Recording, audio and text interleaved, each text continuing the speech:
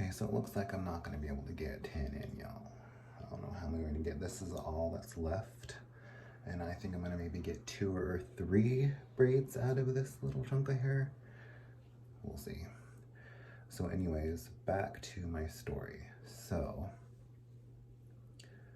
the cops, let me fix my nose here really quick. So the cops were in the lobby, surrounding the lobby, right? I had an issue going on in one of the rooms. There's like this domestic going on. I didn't want guests to kind of show up in the middle of all that going on, right? So the phone rings. It's the you know what from the other hotel down the road asking if we have any rooms. So right away I say no. Yeah, I lied. Oh my gosh. Well, she already knew that I had rooms because she used the, whatever. And I had a lot going on, so I hung up on her. Yeah, well, she didn't like that. So she told the GM. A lot of stuff ended up happening. They wrote me up for it because I lied to at the time it was a guest. She put guest because she said that, you had no idea who I was and you're just standing there lying to me. There's a lot going on that she was doing at that time, especially at the hotel that she was managing. A lot of people she was lying to. So yeah, y'all, she was a liar, and she probably still is a liar, and she's probably still running that hotel. Anyway, so I did. I said, I don't have the rooms available. I'm sorry. I'm gonna hang up the phone so I can deal with the cops. My GM comes in the next morning, and I knew that it was gonna be a problem because it was the weekend, and she didn't come in on the weekends. She didn't really come in at all, but she especially didn't come in on the weekends. And so I knew that something was gonna happen, right? So she wrote me up for it. I knew that was going to happen. So she writes me up and says, don't ever let this happen again, blah, blah, blah, right? Well, there's a lot of stuff that she was doing. I'll say allegedly because who knows, but I had paperwork and I had the receipts. I had everything printed off because I sent it all to her boss after she let me go. More on that in a minute. So she wrote me up and I signed it, whatever. And then that's when I kind of knew that my whole, I guess, employment term there was over. So I sort of made it my mission to get everything that I needed on her before she fired me. So I signed the write-up because I wasn't gonna quit. I think she was hoping that I'd quit. See, that's another thing too. The other guy at the other hotel, the other graveyard guy, he quit. And I think that's what they were wanting me to do. They wanted me to quit before I can get them all in trouble for everything that they were doing. There's a lot of stuff they were doing illegally at this hotel. Both of them, probably. I don't know about the other one, but I know for mine, damn well, it was legal. She was letting people live in there for free, y'all. She was lying on the registration card. She was putting 0. She was changing the billing on the reservations to 0. We were literally not making money on some of these rooms. And she was lying, saying that we were 100%, sold out occupancy. She was literally asking me to do certain things that I had never, ever had another GM ask me to do. And so at that point, I'm not a cinch or a narc or nothing like that, but I knew that I would need some sort of information on her in case she wanted to, get rid of me. So I started keeping track of things that she was doing that was a little out of the ordinary, and a lot of it had to do with the billing. So I printed off extra copies of the room receipts. I printed off the registration cards that she had that had 0 balances, that had no signatures, like all of this stuff that she was doing.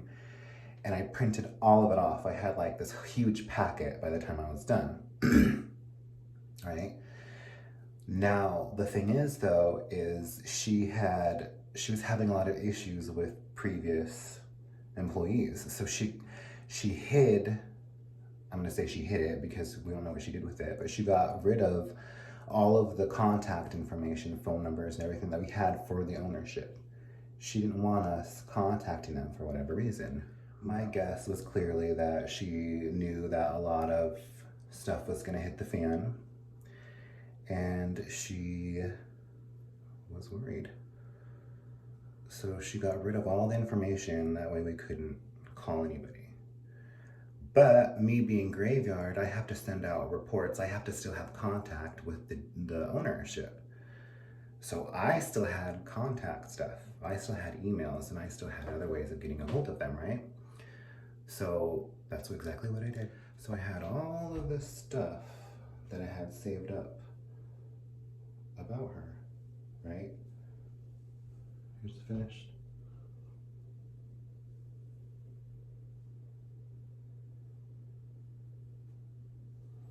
So anyways, so I had all of this stuff about her. I had all of it.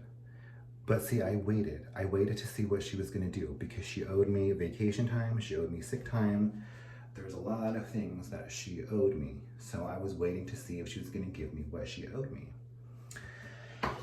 So the day comes around where I pick up my final paycheck and it's for $96, which was literally the final shift that I worked before they let me go. Oh, and that was another thing too. So after they wrote me up, I called in. And then I worked another shift, and that was the shift where I finally finished all of my documentation about everybody that worked there, got it all printed off, got all my emails, got everything. They let me go. So I was waiting until the end of the week to do anything with any of the information that I had because I might not have done anything with it. If she gave me everything that she owed me, then I wasn't going to turn her in, right? So then my final paycheck comes and it's literally for one day. She kept everything. She kept my sick time, she kept my vacation, she kept everything that she was supposed to give me. So everything that I had, I sent it in to her bosses. That was literally on a Wednesday afternoon. By Friday, she was let go. Funny enough, I had already had another job, so it wasn't like I even cared that I didn't have that job anymore.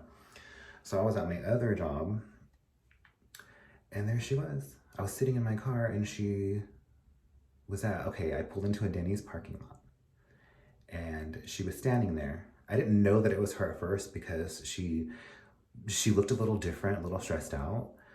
Physically, she looked a lot different than I remember her.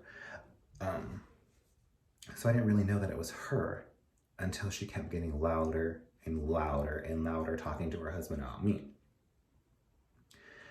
And then I knew that it was her. So I'm just sitting in my car, whatever, not even bothered by her just over there rambling her mouth. She was trying to call me out so she could barely beat me up out in the parking lot because she had lost her job. A job that she had literally worked there maybe 5 or 6 years. She knew everything about that place. She just didn't know how to run it or be a manager. And it showed. So that was why she was let go. It had nothing to do with me, but the choices that she made by lying to people and changing numbers and things like that. Like none of that. Here she is blaming me. It's my fault because she got caught. And when I tell you, I was so happy that she was no longer working there either. And then the other management got let go as well because it wasn't me. It was them. But finally, the right things happened to the right people that it deserved to happen to. Those managers always get away with it. But this particular team, they got what they deserved. And now none of us are working there. So isn't that just great? I guess moral story is that I'm not usually like a vindictive person. I don't want revenge. I don't ever want none of that. I believe in karma and I believe the right things happen to the right people. But let me tell you all, I was really excited about that.